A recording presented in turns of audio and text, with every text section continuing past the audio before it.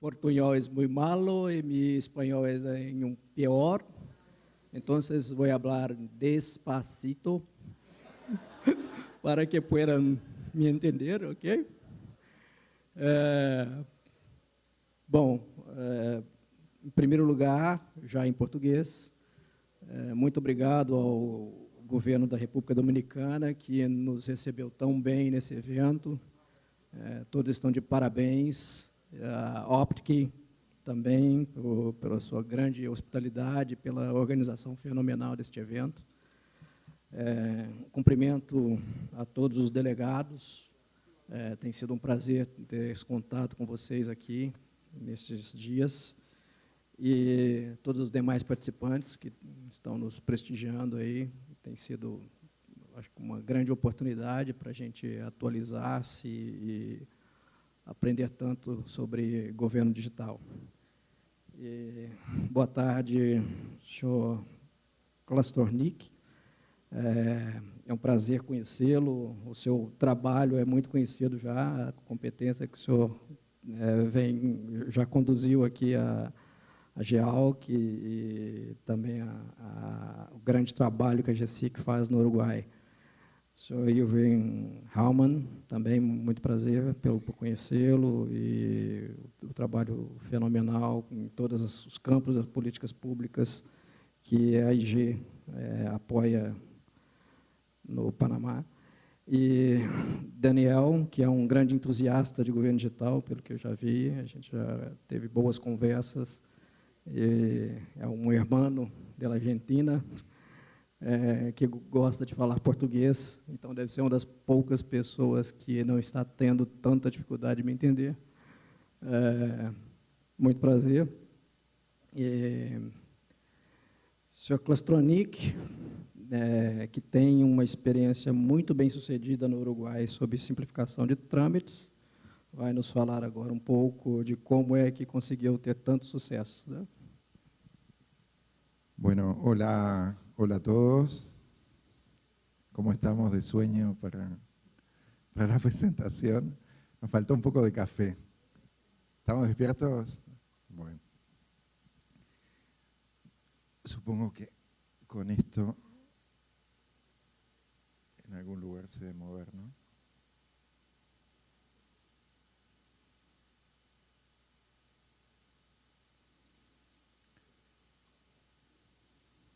Bueno, tiene un delay. Tengo unas pocas presentaciones para hablar sobre la estrategia de trámites en Uruguay. Déjenme solo ver si efectivamente esto se mueve.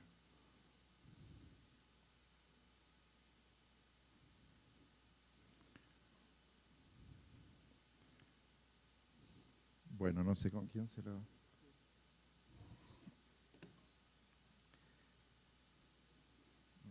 Gracias.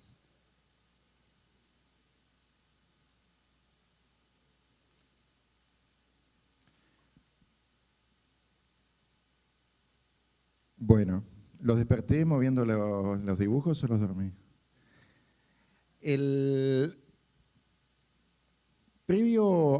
Un poco lo que quiero contarles es algo un poco distinto sobre lo que es la experiencia y la estrategia de servicios digitales, de implantación de trámites y servicios. Y para eso un poco les quiero contar cómo arrancamos históricamente. Creo que previo al 2015, básicamente hicimos todo lo que era de manual. Todo lo que de alguna forma la buena práctica estándar definía. Que estaba basado, si se quiere, en una oferta fuerte de información sobre los trámites y servicios. ¿Se acuerdan que el modelo de las Naciones Unidas, en la fase 1, lo que define es tener toda la información de trámites y servicios, tener un portal de trámites? Y en un contexto de digitalización de trámites y servicios, la lógica de concentrarse en el Pareto de los servicios, o sea, en aquel 30% que representa el 70 o el 80% de las transacciones. Eso fue lo que hicimos. Básicamente hicimos un relevamiento de todos los trámites y servicios y un catálogo de trámites y servicios que para el 2013 tenía el 100% de los trámites documentados en función de un estándar que se llenaba todo, o sea, como estaba, lo que tenemos en todos los portales de trámites en general de las administraciones públicas, un buscador y un catálogo. Lo segundo que hicimos fue trabajar en normas y estándares asociados a cómo deberían ser los trámites y servicios, cómo se estructuraron, cómo estructurarlas para que haya cierta uniformidad en el relacionamiento y en la programación, en el relacionamiento, en cómo accedían los ciudadanos a los trámites y servicios y en lo que era la programación de los trámites y servicios. Se trabajó con planillas de priorización en función de determinados criterios que podían estar asociados a la complejidad de la implantación, a una lógica, digamos, de volumen, a una lógica de optimización del esfuerzo y de bajar costos para hacerlo. Se trabajó con el BID mucho en esto, no solo en este tipo de procedimientos, sino en un formato que fue muy exitoso, que fueron fondos concursables. Básicamente lo que se hacía era plantear a todas las unidades que tenían proyectos de digitalización que planteasen su proyecto, un comité de adjudicaciones del Ministerio de Economía, el Ministerio de Planificación y AGESIC definía cuáles eran los proyectos a los que se le financiaba la ejecución y se les apoyaba no solo financieramente, sino en la gestión. Parte de la lógica, digamos, era una lógica total de incubación. Nosotros ayudamos a incubarlo, después se daba a la institución para que lo sostuviese. Y se trabajó en todo lo que son canales de atención, en una lógica de omnicanalidad, en todo lo que es atención presencial, canales 0800, canales de voz, etc. Y desde el punto de vista de esa by the book que les estoy hablando, ¿se escucha? ¿Sí? Gracias a la apuntadora. En todo lo que es la lógica de interoperabilidad, se trabajó en tener una red interadministrativa, en tener una plataforma de interoperabilidad y en el desarrollo de soluciones reutilizables para toda la administración pública. Así que bueno, hasta el 2015 esa fue la ejecución, hasta que en 2015 asume de nuevo nuestro actual presidente, digo de nuevo porque él fue el presidente que creó a AGESIC. En Uruguay los presidentes no son reelegibles, tuvo 5 años en el gobierno, vino otro presidente y él volvió, y en su discurso inaugural se comprometió que todos los trámites y servicios de la administración central iban a estar en línea. Así que eso nos obligó a repensar la estrategia, porque una cosa es una estrategia que tiene ciertas características artesanales y otra cosa es tener una estrategia masiva. El volumen cambia todo. El compromiso del presidente era el 100% de los trámites se iban a iniciar en línea en el primer año, el 50% iban a estar 100% totalmente en línea en el 2018 y para el fin de su mandato todos los trámites iban a estar 100% en línea. Claramente el compromiso implicaba una lógica que nos servía, la lógica de dar credibilidad al proyecto teniendo impacto en el arranque. Hay un impacto alto haciendo que todos los trámites se comiencen en línea y no es tan difícil como puede parecer porque muchos de los trámites se resuelven con una agenda, un pago o un formulario, o sea que realmente el impacto, más allá de que suena complicado empezarlos, no representa no es tan complicado desde el punto de vista de ejecución. La clave de la estrategia que le quería decir es pasar de lo que es artesanal a lo que es tipo industrial, en lo que es la fabricación de trámites y servicios. Lo que hicimos fue trabajar en el análisis de la tipología y la modelización de trámites y eso lo hicimos con funcionarios y con ciudadanos. Utilizamos el Lab de Innovación Social para lo que es la tipificación de lo que es la patronización de la tipología asociada a cada tipo de trámite. Uno puede ser una habilitación, uno puede ser una solicitud, uno puede ser una agenda. Y los 11 tipos básicos que definimos, estamos llevando todos los trámites a esa tipología. Son 11 tipos específicos. Eso desde el punto de vista de la conceptualización. Dentro de la conceptualización, y lo voy a repetir luego, está la interfaz de usuario. Todos los trámites, no importa con qué tecnología, tienen que ser consistentes para el usuario. Y desde el punto de vista tecnológico, después les puedo mostrar cómo es consistente también hacia adentro. Analizado desde el desarrollo, lo que hicimos fue tratar de entender cómo cada trámite se componía, o sea, si hay un componente de pago, si hay un componente de trazabilidad, si hay un componente de formulario, si hay un componente de workflow, si hay un componente de archivo. Bueno, a cada uno de esos componentes se los especificó, se determinaron todos los componentes que había y se definieron cuáles deberían ser dados como servicios comunes, como activos compartidos. Y con eso lo que hicimos fue contratar un pool de empresas de consultoría a las cuales le dábamos el cliente, las herramientas ya definidas, los patrones y cada uno de los componentes reutilizables y les decíamos implemente. Agradezco al BID que tuvieron la flexibilidad de asumir la forma de contratación extraña que definimos que nos permitió tener una fuerza de 9 empresas consultoras de las más grandes del país, esa bolsa que tenía el foco total en gestión del cambio. Y bueno, con eso, bueno, hicimos una cosa más, perdón, está acelerado. Una de las cosas que hicimos fue decir, vamos a utilizar este proyecto como la locomotora de otras cosas. Por ejemplo, la ciberseguridad. Si nosotros vamos a tener 100% digitalizado todo, tenemos que poner condiciones de ciberseguridad asociadas a eso. Con lo que hicimos auditoría de ciberseguridad en cada lugar, o si no, iban a nuestro servidor central, a nuestro data center central para funcionar ahí, si no pasaban las auditorías.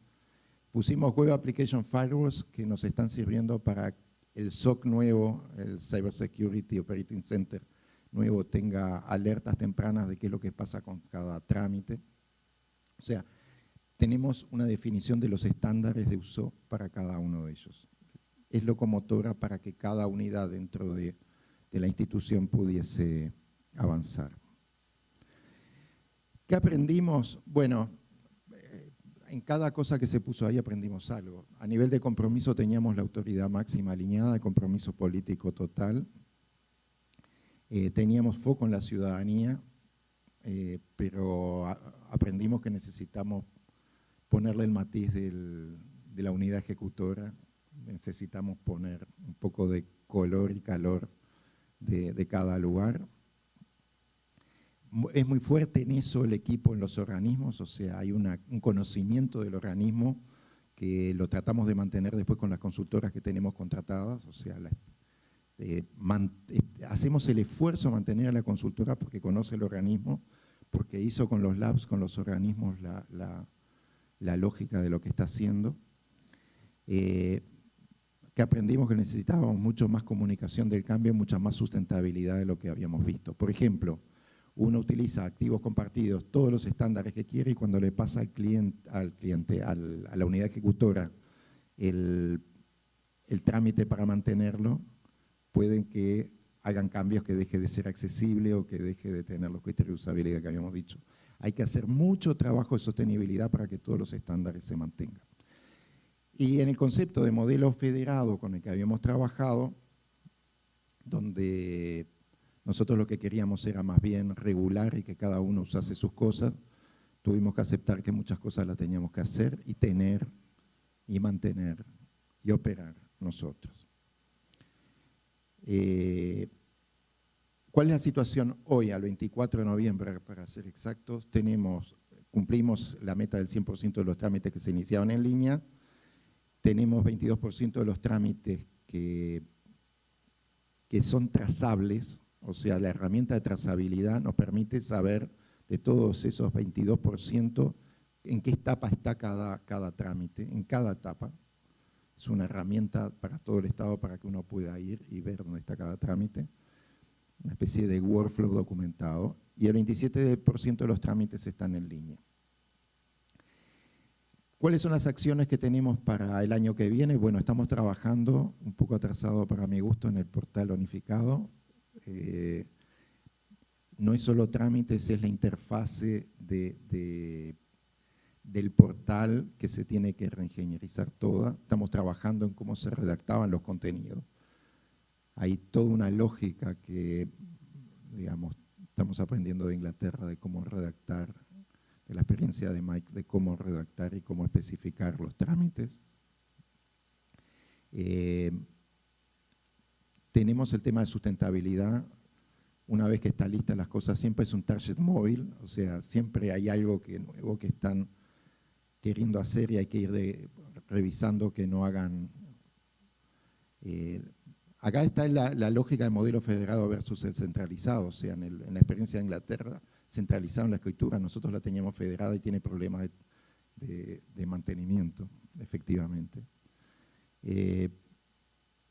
Tenemos que eliminar trámites, tenemos que priorizar y seguir priorizando los que son más sencillos y más visibles y acelerar las políticas o las medidas de adopción. Así que nada, cualquier duda, cualquier cosa, ya sean las preguntas que se hagan acá o luego estoy a las órdenes. Gracias.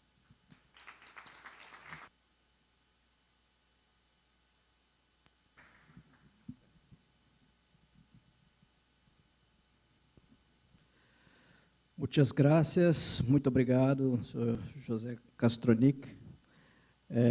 Foi preciso no seu tempo, apesar da dificuldade inicial aqui com o apontador. Vamos conhecer agora a experiência do senhor Irving Hallman. Pude perceber que a IG ela tem uma participação bastante transversal de apoio a diversas políticas públicas do país, e imagino que isso tenha tido um impacto econômico relevante para o país, e esperamos escutar um pouco como é que foi essa experiência e qual é esse impacto. Gracias, muito obrigado. La experiencia de Panamá voy a contarla hablando un poco también qué es lo que hace la Autoridad de Innovación Gubernamental, y creo que tenemos la presentación, y cómo hemos estado tratando de medir el impacto. Ahora, Panamá, país pequeño comparado con Brasil, pero podemos traslapar algunos de estos aprendizajes que hemos tenido y que con mucho gusto compartimos en la tarde de hoy. Y la idea de cualquier país, al final hay una inversión en presupuesto que hacen los ministerios que tienen, vamos a decir, la chequera, el presupuesto, y uno tiene que generar valor o vender el valor tanto para el ciudadano como para las entidades del sector público, y hacer esa priorización de acuerdo a las limitaciones presupuestarias. Y en el proyecto en el cual nos embarcamos al inicio de esta gestión, o sea, hace unos 3 años, no escapó de tener que sustentar esa inversión que íbamos a estar haciendo, es lo que voy a explicar. Pero antes de ello, comentarles un poco sobre la AIG, donde control, aquí está, perfecto. La Autoridad de Innovación Gubernamental o AIG, similar, puede ser homólogo a GESIC y algunas otras entidades, como bien señalaste, tienen un manejo transversal en una multiplicidad de entidades. Y en el caso de Panamá también aplica por ley a los 3 órganos del Estado. O sea, tenemos una visibilidad o competencias en lo que es modernización gubernamental digital en los 3 órganos del Estado, incluyendo también el Tribunal Electoral y cualquier empresa mixta donde el Estado tenga más del 51% de las acciones. Ahí tenemos competencias entonces sobre la adquisición de bienes y servicios tecnológicos, así como la definición de políticas públicas para la modernización. Para los que no han visto, nuevamente repito, y disculpa a los que han visto antes, pues la pirámide que comienza pues con políticas públicas. Esto lo manejamos a través de un consejo de innovación gubernamental, donde está el presidente de la República, representado por su delegado, está el ministro de Economía y Finanzas, también el Ministerio de la Presidencia o el Chief of Cabinet, la AIG, la Secretaría de Innovación o Secretaría de Ciencia, Tecnología e Innovación, que ve más temas del sector privado, y la Contraloría General de la República. Ese es el board de la AIG, y justamente en ese board es que establecemos las políticas públicas generales en cuanto a modernización. Luego, a través de la AIG, trabajamos en lo que es la modernización gubernamental para el desarrollo o el liderazgo de aquello que consideramos las entidades deben de estar alineando o enfocándose, ¿no? Y vemos esas oportunidades liderando ese tipo de proyectos que una entidad sola no puede hacer. Entonces hay una multiplicidad de necesidades, ahí entra la AIG con estos proyectos transversales que lideramos. Siguiente serían ya plataformas de uso compartido, donde la AIG haría inversiones, como las que se han comentado en el caso de nubes gubernamentales, centros de contacto, plataformas de uso compartido para distintas entidades. Esas pues se les da presupuesto, se les dota de presupuesto a la Autoridad de Innovación Gubernamental. Y por último está el apoyo que la AIG le da a las entidades o a los sectores, pero que el ejecutor es una entidad o un sector, ¿no? Pero le damos el apoyo técnico con las habilidades, capacidades que tiene este equipo de personas, que en el caso de la AIG son 150 personas que laboran en esta entidad en distintas direcciones con distintas especialidades, ¿no? Ahora entrando en materia de impacto y presupuesto, bueno, parece que se movió rápido. En el caso del presupuesto nacional, parte de un plan estratégico, y esto es por ley, un plan estratégico de gobierno que se tiene que hacer quinquenal, o sea, los 5 años de gobierno, al inicio, establecen cuál es la línea estratégica presupuestal. Y aquí ha habido un aprendizaje en 2 momentos. Uno, cuando se implementó por vez primera un plan estratégico para establecer presupuesto, que el primer ejercicio que se hizo hace 2 periodos fue prácticamente un portafolio de inversiones, ¿no? Y muchas veces no estaban ni siquiera conectadas, ¿no? Basadas en promesas electorales. Viene la lista de todo lo que quiero hacer en 5 años. Se convirtió en un portafolio de inversiones. Aprendimos como país, y con esta ley de responsabilidad fiscal, de cómo hacerlo estratégico, y empezamos a ver cuáles eran los principales componentes que debía el país atender de competitividad y desarrollo como principales pilares, y cómo los proyectos debían pegarle a esos objetivos estratégicos a nivel de presupuesto del Estado. Se establece entonces el presupuesto y nuestra agenda digital, entonces la trabajamos con base a esas metas presupuestarias, haciendo también un plan quinquenal de la agenda digital para el periodo del gobierno. Eso lo bajamos entonces a nivel de las instituciones, que tomando en cuenta como referencia la agenda digital nacional alineada al plan estratégico, tienen que desarrollar sus agendas digitales.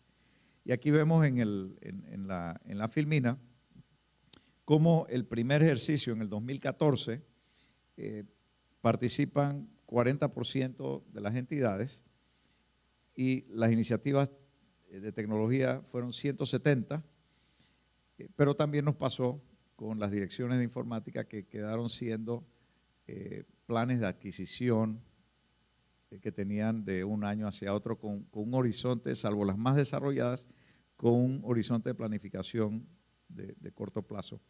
Fuimos trabajando con las entidades durante un año para que el siguiente horizonte de planificación, que se tiene que hacer anual, hacer esa revisión, fuera ya más estratégico, y ahí surgieron, aprovechando plataformas de uso compartido que fuimos comentándole a los CIOs, surgieron entonces 370 iniciativas, ya con el 80% o más del 80% de las entidades entregando sus agendas digitales y cada vez más estratégicas.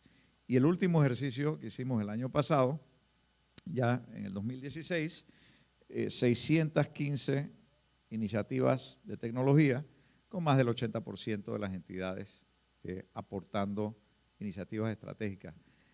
Teniendo ya conocimiento los CIOs, con quienes nos hemos reunido 12 veces ya en estos 3 años de gestión, para buscar ese alineamiento y conocimiento de plataformas de uso compartido y cómo poder utilizarlas para mejorar la gestión de sus entidades. El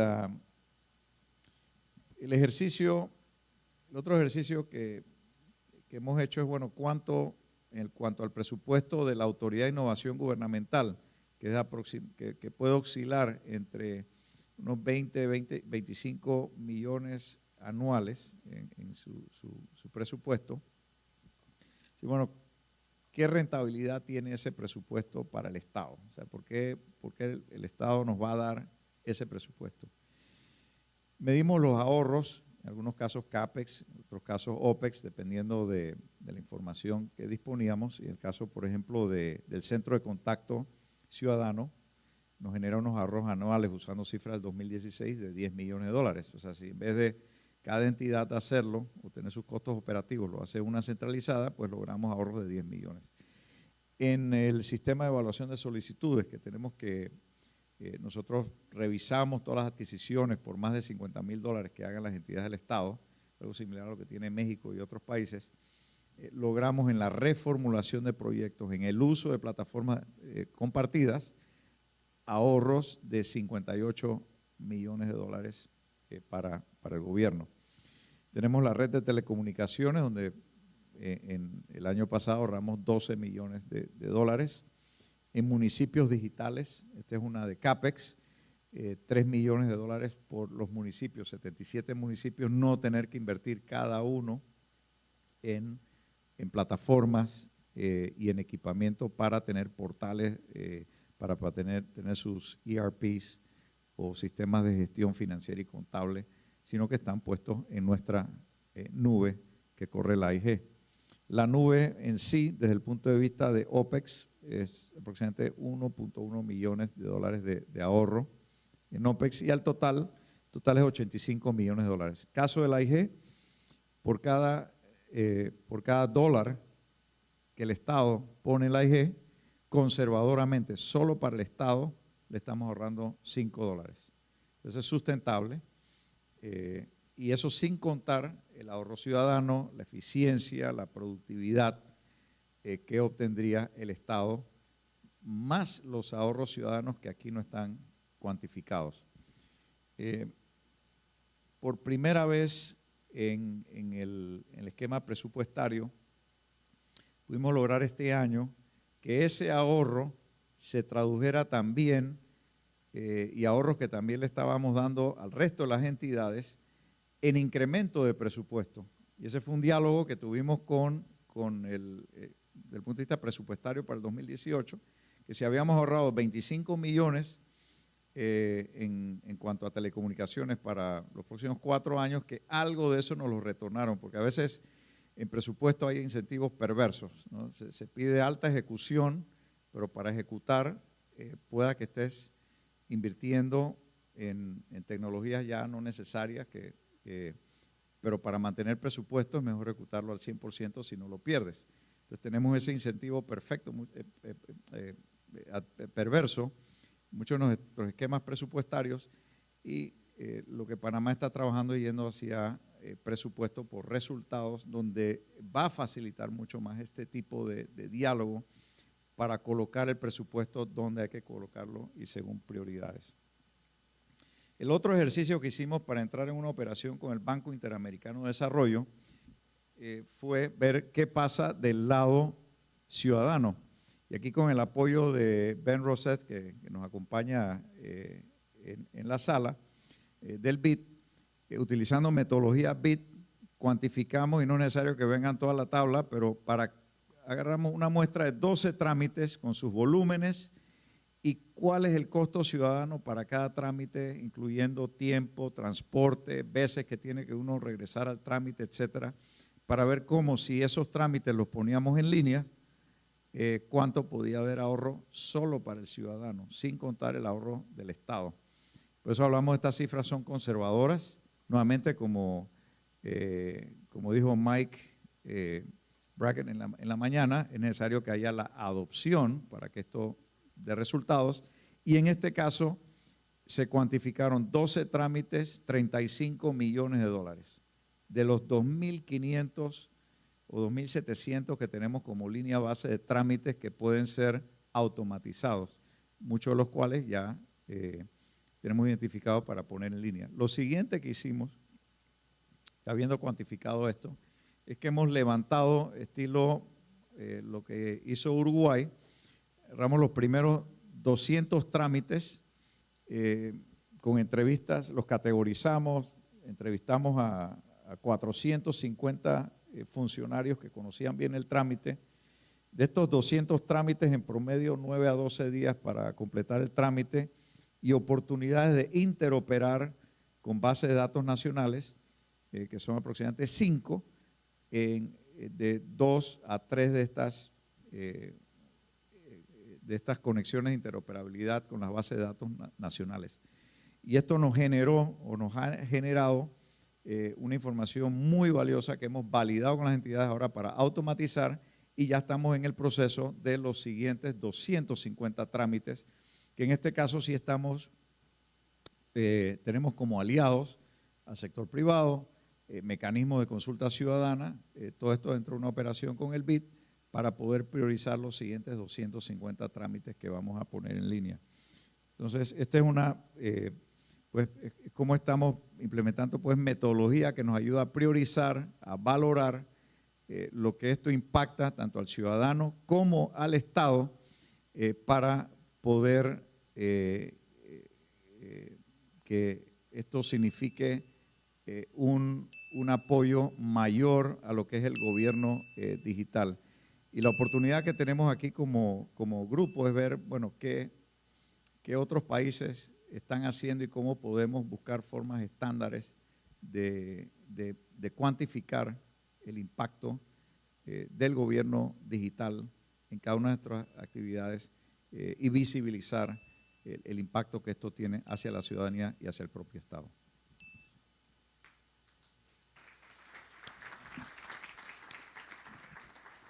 Están dormidos. Muito obrigado, Evan. Mais que foi preciso, bastante preciso a tempo. Daniel, como eu já disse, é um grande entusiasta do governo digital. Já vi que tem bastante iniciativas anteriores que tem hoje em dia, com grande responsabilidade de, além de governo digital, políticas de inclusão digital, e vai nos falar pouco agora desse desafio. Jean Paul, parabéns para você, o trabalho que estão fazendo no Brasil é ótimo. Hola a todos, quería primero invitarlos a ver un video.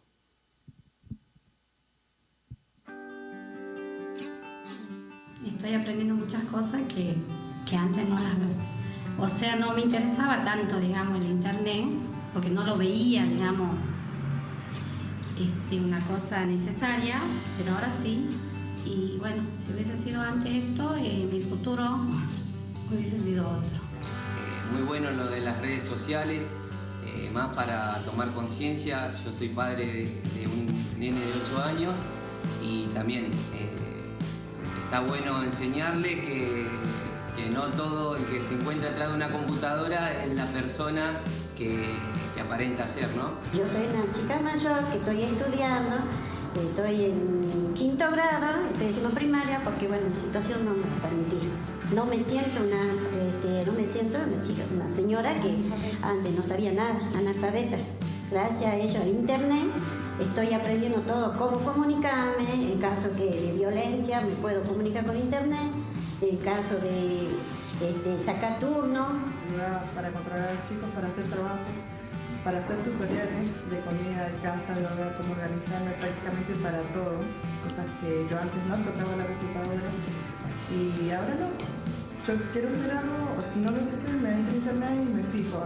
Me llevo mucho de esta capacitación, ya que yo puedo llegar a mi casa, hablar con mis hijos, ¿sí? Enseñarle, acompañarlo. Sí, nunca, en esta era tecnológica, nunca podemos decir lo sabemos todo, ¿sí? Porque todos los días aprendemos, ya sea por nuestros hijos que nos enseñan, ¿sí? O ya sea como esta charla.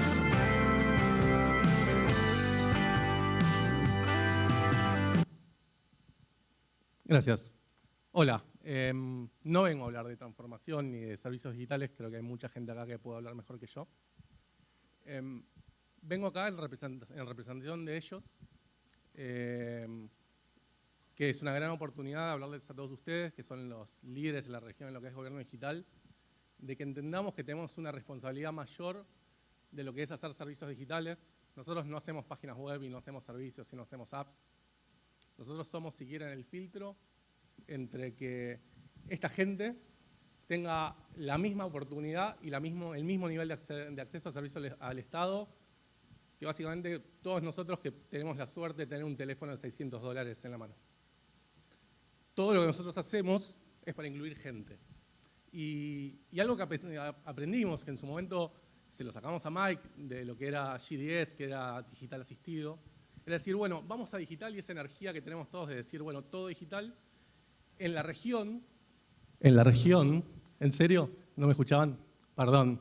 En la región, el ir todo digital también genera que, si no tenemos una estrategia, estamos generando brecha. Porque, a diferencia de Estados Unidos, a diferencia de Europa, en lo que es, por lo menos Argentina, y yo sé que en todos los países pasa, la brecha digital también tiene que ver con falta de infraestructura, pero falta de conocimiento de acceso a Internet. Y mientras más nos digitalizamos, más tenemos que tener una estrategia que incluya a todos nuestros ciudadanos.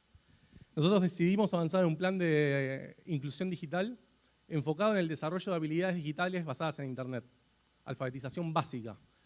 Arrancamos entendiendo que los servicios que creábamos en el Estado creaban barreras. Lanzamos una línea de créditos para todos los que no tenían conexión doméstica de gas, pudieran hacerlo. Lamentablemente el primer paso era tener una cuenta de correo electrónico, lo cual ya genera una barrera. Lanzamos otros servicios que tenían que ver con asignaciones y con beneficios sociales, pero también tenías que entrar a Internet.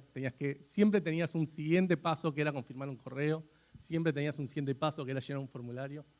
Entonces, todo ese modelo de cercanía y de empatía terminó transformando una dirección que estaba muy enfocada en lo que era policy de Internet, en lo que era el desarrollo de habilidades en Internet. Hoy estamos con un ambicioso objetivo de llegar a 1 millón de personas para el año próximo. Tenemos diferentes cursos, arrancamos trabajando mucho con el Ministerio de Educación y el Ministerio de Desarrollo Social. Desarrollo social porque tiene mucha contención en territorio y tiene muchos programas que dan oficios y que dan habilidades. Y en educación encontramos un modelo de generar tutores a través de los estudiantes universitarios, regionales, basado en cada ciudad. Y lo que generamos son cursos cortos introductorios de 3 horas que permiten desde cómo cuidar a tus hijos Internet a entender cómo funciona Internet, y ahí es como, si quieren, es el modelo de preventa. Y después, si supongamos que son cursos de 100 personas, esos cursos los partimos en 4 cursos de 25 y hacemos cursos de 1 mes en computadora sobre habilidades digitales básicas. En el medio fuimos cambiando y fuimos aprendiendo. Solo el 33% de todos esos ciudadanos, que uno imagina que es población vulnerable, tenían computadora en la casa, pero el 98% tenía un teléfono inteligente. Entonces cambiamos nuestros contenidos de un modelo de computadora a un modelo de smartphone. Entonces de golpe tenemos 2 cursos, uno en computadora, uno en teléfono. Y lo que vamos generando es, primero, confianza, primero romper barreras, primero alfabetizar y después empoderar. Trabajamos muchísimo con mujeres en situación de vulnerabilidad, pero también en situación de violencia. En el video veían a una señora que tenía totalmente naturalizado usar la tecnología para avisar en caso de violencia y sacar un turno en el mismo nivel. Y para nosotros no es el mismo nivel.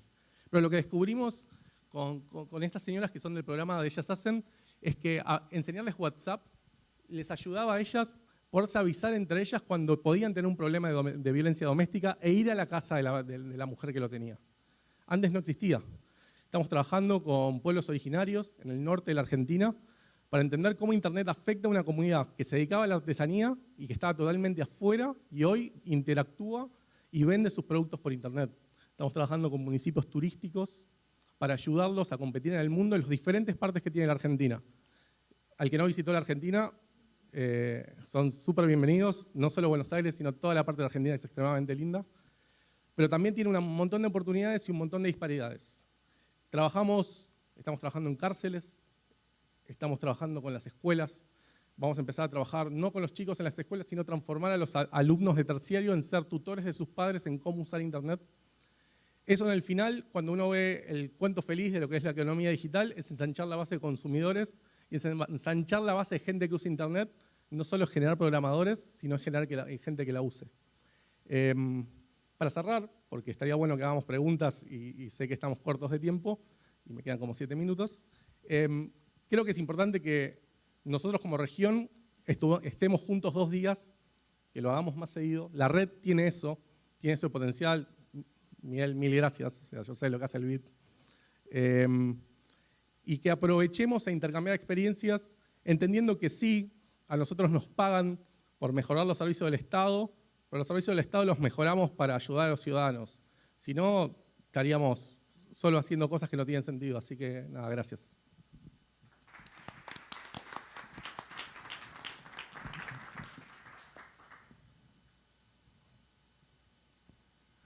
Obrigado a você, Daniel. Temos aqui algumas coisas que eu achei bastante interessantes. Vou tentar falar mais devagar, mais despacito. Acho que os delegados podem ter boas perguntas sobre o que nós vimos aqui. Só pegando um apanhado geral, o senhor José Klastronic nos mostrou um pouco do como fazer, e um projeto muito bem sucedido de transformação digital, mostrando a importância de ter padrões, de ter processos, de ter uma meta, né? Tinham metas muito claras que, pelo que percebi, estão sendo perseguidas e atingidas. Isso é o importante de se ter meta, né? O Irvan nos mostrou a importância de governança, de planejamento estratégico, de estratégia, disso estar alinhado com uma diretriz forte de governo, algo que o José Klastronic também comentou para nós, e mostrou-nos o resultado econômico do nosso trabalho, o que é de grande relevância. E, Daniel, o resultado do impacto social, o quanto o nosso trabalho pode fazer diferença na vida das pessoas, dos cidadãos, né? E, enquanto os delegados pensam em suas perguntas, eu vou me dar a liberdade de fazer 2, e uma tem a ver com o que o senhor José Klastronic falou e com o que Daniel falou. O Uruguai planeja ter, em muito pouco tempo, 100% dos seus serviços totalmente digitais. Isso pressupõe que, para que os cidadãos tenham acesso aos serviços públicos, a inclusão digital também deve ser total. Imagino que o Uruguai já deve ter um bom plano para isso, já deve estar em execução, já que está tão próximo de ter 100% de digitalização de serviços, e gostaria de saber do senhor como é que é este plano.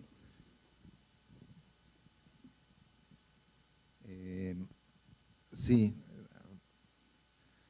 hay varios contextos. Está el contexto de conectividad pura y está el contexto de uso, que no son lo mismo. O sea, en el contexto de conectividad, Uruguay tiene indicadores de conectividad altísimos. El proyecto Ceibal, en su momento, el de dar una computadora a cada niño, Cuando arrancamos ese proyecto, la primera discusión fue de qué era ese proyecto.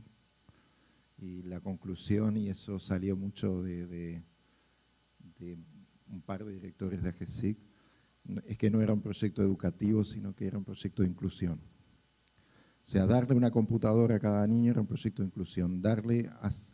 Por eso la definición fue que los chicos no tuviesen que caminar más de 200 metros para tener conectividad con su computadora. Es también de inclusión el proyecto que hay ahora también del presidente en este periodo de gobierno, que es darle un laptop a todos los jubilados de menores ingresos. ¿Por qué? Porque en las estadísticas que maneja el área de sociedad de la información, que tenemos acá la directora, el sector no teníamos inequidad de género, no teníamos inequidad entre ciudad y campo o interior, teníamos inequidad con las edades para los mayores, fundamentalmente de 60 años, y eso fue una herramienta. Ahora, esa es una parte. Después está cómo se capacita. Entonces, solo para dar dos comentarios cortos y en ejemplos. Nosotros cambiamos la dinámica de nosotros teníamos centros de atención ciudadana para que la gente pudiese hacer trámites presenciales con la ayuda de un funcionario público. Ese es un proyecto que se había hecho fuera de AGESIC, pero terminaron dándoselo a AGESIC. Lo que nosotros hicimos fue cambiar el modelo para un modelo más sustentable. Lo que hicimos fue generar una especie de franchising en el sector público y en el sector privado, por el cual podían atender a los ciudadanos, pero tenían que tener determinadas condiciones. Primero, tenían que tener dos terminales para que cuando los atendían, el ciudadano viese cuál era la forma en que estaban accediendo al trámite y aprendiese. O sea, la propia dinámica era, no es que te voy a hacer el trámite, sino que te ayudo a que aprendas cómo hacerlo solo.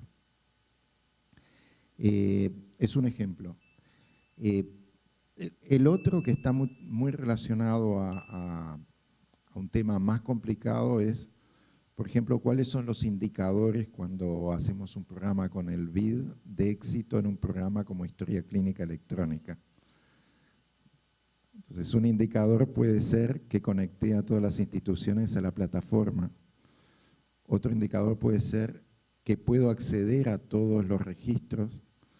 Pero otro indicador es que realmente los médicos lo estén usando, o sea, que estén realmente accediendo a esa información y usándola para el diagnóstico. Entonces ahí, digamos, la alfabetización está estructurada en función de una necesidad de hacer gestión de cambio en los profesionales de la salud para que lo que es una posibilidad tecnológica sea un uso real. Entonces, nada, hay que tener en cuenta todo, hay que tener en cuenta cómo se generan las condiciones técnicas, cómo se genera equidad de acceso, cómo se capacita al usuario y cómo se capacita a los funcionarios. Y es todo, no sirve una sola cosa.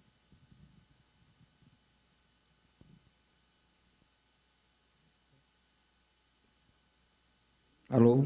Sim. Graças, José Klestornik. Imagino que um projeto desta magnitude deve ter sido necessário um investimento bastante importante. Mas, como o Erwin mostrou para nós, normalmente esses investimentos trazem retorno.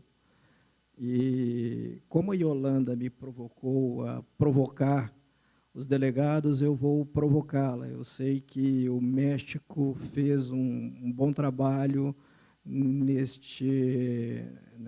na aplicação dessa metodologia do BID, do Banco Mundial, para medir o retorno para cidadãos e para o Estado desse tipo de projeto. Acho que talvez você possa colocar uma boa questão para o Erwin em relação a isso.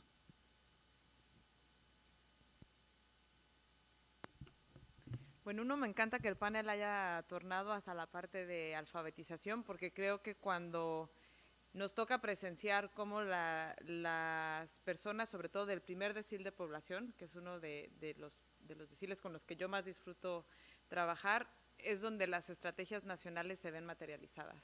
Cuando empoderas a una persona para ejercer sus libertades de expresión, de quejarse, de salir de una situación de no seguridad en casa, como puede ser el caso de las mujeres que viven en situación de violencia, cómo puedes cambiar la perspectiva completamente a alguien que puede potenciar su capacidad de ingreso y de sustentabilidad para su familia si sabe utilizar la tecnología para gerenciar mejor las citas de cualquier negocio que dirija. Entonces, creo que es una variable indispensable y sobre todo en una región tan desigual como la nuestra.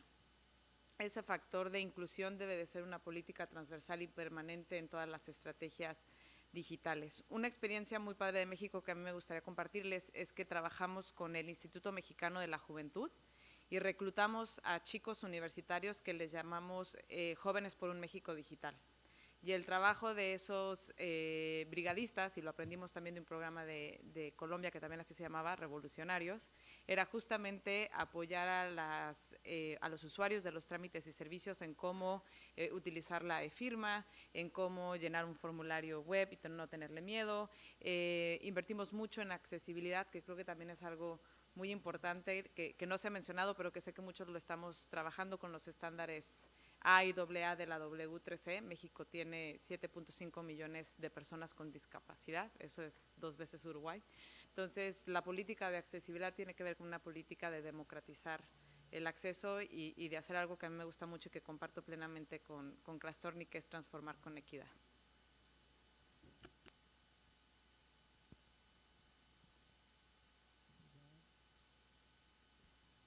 Obrigado, Yolanda.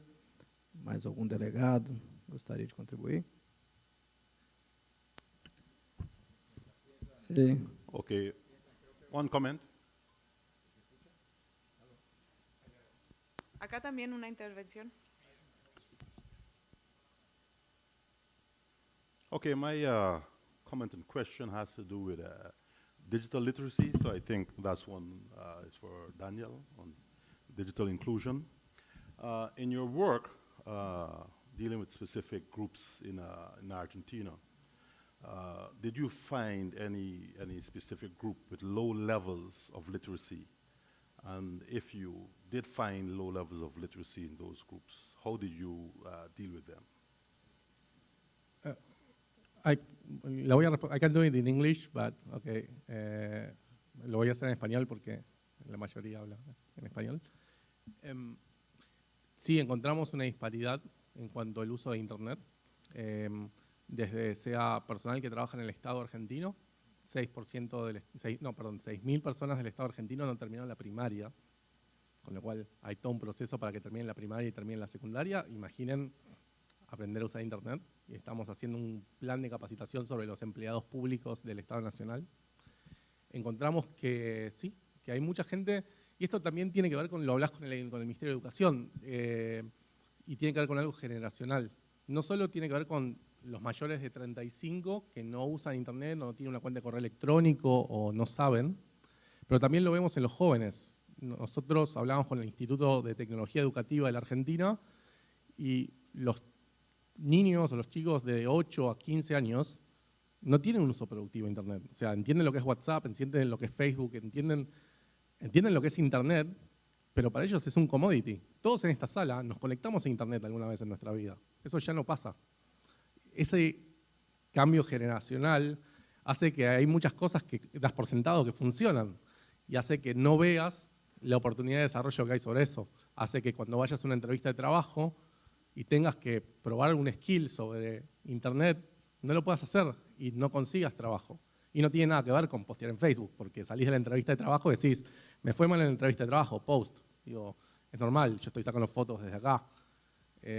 Entonces, entender de que hay todo un desafío para los gobiernos, desarrollar habilidades basadas en Internet, tiene que ver mucho con el desarrollo económico y social de la población. Y hay un montón de población que nosotros por ahí no vimos, que están ahí y que tenemos que ir a buscarlos. Es lo más difícil porque es ir a la base de la pirámide, es trabajar en serio y tiene que tener una estrategia, y la región tiene que tener una estrategia en lo que es alfabetización digital.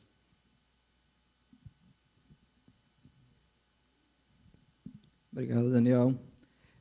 Então, vou voltar ao Irvan. Como você acabou de fazer um comentário que eu acho que é bastante importante. Na medida do impacto econômico para as pessoas, a metodologia que o Irvan nos mostrou mostra que a redução do tempo para se ter acesso a um serviço público pode ser convertida numa medida econômica que vai ser comparada com aquele investimento que foi feito e isso tem um impacto econômico para o cidadão. Mas quando você comenta que a inclusão digital também resulta numa espécie de inclusão laboral, isso também tem um impacto econômico. Como é que você enxerga isso, Irvan, a partir destes estudos que já foram feitos de impactos econômicos? Sí, bueno, eso es lo interesante de este análisis y una oportunidad que tenemos como región, así como estamos haciendo medición de avances de gobierno digital. Creo que hay una oportunidad con alguna metodología estándar, como en el caso la que utilizamos del BIT, un Standard Cost Model para valorar el impacto que puede tener el ciudadano y por lo menos el umbral de posibilidades. De ahí lo importante, una vez cuantificado eso y cómo subsecuentemente medirlo para seguir haciendo las inversiones correctas, es, bueno, ¿cuándo deja de ser ya una inversión que generó ahorros? Porque el tiempo ya se convierte en legacy más que innovación. Entonces, ahí es donde como grupo tenemos oportunidad de ver, bueno, cómo podemos hacer estas comparaciones que nos puedan servir a los países a valorar, ya sea los ahorros en CAPEX, los ahorros en OPEX, el impacto ciudadano y, más importante, una vez cuantificado ese umbral o esas oportunidades, bueno, ¿qué mecanismos de multicanalidad para la adopción podemos implementar? No se le puede, a todos los segmentos no se les llega de la misma manera y hay distintas oportunidades de implementar cada uno de estos programas, ¿no? Entonces, este ejercicio es clave en el buen diseño, la conceptualización de los proyectos y que al final generen el ahorro estimado o proyectado esperado. Y lo positivo es que ya hay un grupo de trabajo en la red que estamos viendo el tema de medición. Ahora, llevarlo y medición en cuanto a madurez digital,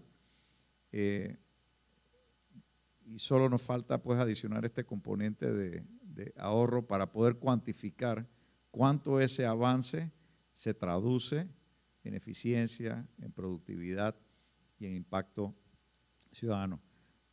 El mecanismo existe y puede ser una buena oportunidad de ver cómo le agregamos pues ese componente. Y cuando hablo de multicanalidad, también uno de los beneficios ahora que varios países de la red también están participando en los espacios de la OCDE, conversaciones que tienen con países, que hemos tenido con países que van por delante, también nos dice que a veces es sano tener algunas medidas impositivas, porque en la medida que uno haga obligatorio, uno tiene un sistema estable que solo se puede hacer en línea, fuerza que el ciudadano aprenda. Eso puede ir desde los subsidios hasta los trámites en línea. El ciudadano aprende porque encuentra valor o porque también es forzado a adoptar si tienes un buen sistema y eso genera también productividad y ahorros significativos al país. Así que hay una multiplicidad de acciones y tácticas que uno puede tomar en cuenta, como las que aquí se han mencionado, para ser ciudadanos digitales. Al final, la tecnología tiene que tener valor para el ciudadano, valor para el Estado, para recibir esas inversiones y visibilizarlas. Muito obrigado. Acho que chegamos no final do tempo desta oficina. Agradeço aos 3 palestrantes e aos delegados. Muito obrigado a todos. Gracias, Gianpaolo Castro Silva, gracias Daniel, gracias Irving, gracias José por compartirnos sus enfoques, sus reflexiones en torno al tema de transformación digital. Hace falta que revisemos cómo marcha, cómo avanza la región y van a compartirnos historias exitosas que son muestras de ese avance en nuestra región. Pero antes de que nos compartan esas historias, de que nos compartan sobre el avance, necesitamos equilibrar. Hay algunas neuronas que están como por dormirse y dicen que el café tiene, entre otras virtudes, despertar. Vamos a un café muy brevemente, regresamos al salón para compartir el avance a nivel de la región. Vamos al café, solo 10 minutos.